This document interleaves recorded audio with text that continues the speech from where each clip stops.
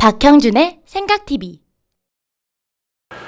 오늘날 이 시대의 가장 중요한 용어 중에 하나가 공감이라는 말입니다. 공감의 시대라고 하는 제레미 레프킨의 역작도 있습니다만은 공감이야말로 오늘날 정치나 우리 삶에서 가장 중요한 덕목이라고 할 수 있습니다. 그 공감이라는 것이 중요해지는 이유가 세 가지 있죠. 첫째는 세계화 때문에 그렇습니다. 여러 문화가 섞이고 혼용되는 이 시대에는 그야말로 공감이라는 덕목이 없으면 우리가 협력을 이룰 수가 없습니다. 두 번째는 개인화 때문입니다. 개인화라고 하는 것은 내 삶을 내가 책임지겠다고 하는 것인데 이것이 잘못 가게 되면 너무 이기주의적인 그런 방향으로 가게 돼 있죠. 그 때문에 이기적인 개인이 이 공동체를 이루면서 더불어 살기 위해서는 이 공감이라는 덕목이 정말 중요한 것입니다. 세 번째는 ICT 혁명 때문입니다. SNS 시대지 않습니까? 모든 사람이 개인 미디어를 쓰고 그 개인 미디어 때문에 사람들이 더 많이 소통을 하게 됩니다. 그럴 때 제일 중요한 게 뭐냐? 공감이 되는 것이죠. 그런데 이 공감을 가장 철학적으로 먼저 정초를 세워놓은 그런 사람이 누구냐? 바로 공자입니다. 공자 사상의 핵심을 그의 제자 증자는 충과 서라고 얘기를 했습니다. 충은 뭐죠? 한자로 풀이하면은 중 더하기 심입니다. 마음을 가운데에 둔다는 뜻이죠. 마음을 가운데에 둔다는 뜻은 나의 정체성을 세우는 일입니다. 나의 정체성이 뭐냐? 국가에 대해서 내가 어떤 태도를 갖느냐? 그것이 나의 정체성입니다. 나의 삶에 대해서 내가 어떤 태도를 갖느냐? 가족에 대해서 내가 어떤 마음을 가지느냐? 이게 다 마음의 중심을 세우는 일입니다. 이게 다 충입니다. 나의 정체성을 찾는 것. 두 번째는 서죠. 서는 같을 여자의 마음 심자가 합쳐진 개념입니다. 한마디로 얘기하면 마음을 같이 하는 겁니다. 오늘의 얘기로 하자면 그거 자체가 공감이죠. 나와 당신이 마음을 같이 하는 것.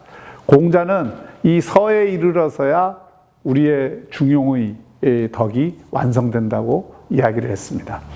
이런 충과 서를 중심으로 하는 공자 사상을 한 단계 더 체계화한 사람은 맹자였습니다.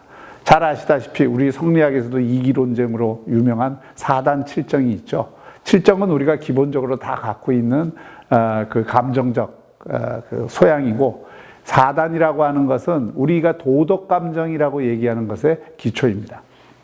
도덕 감각의 기초인데 첫째는 측은지심입니다. 측은지심은 다른 사람을 가여이 여기는 겁니다.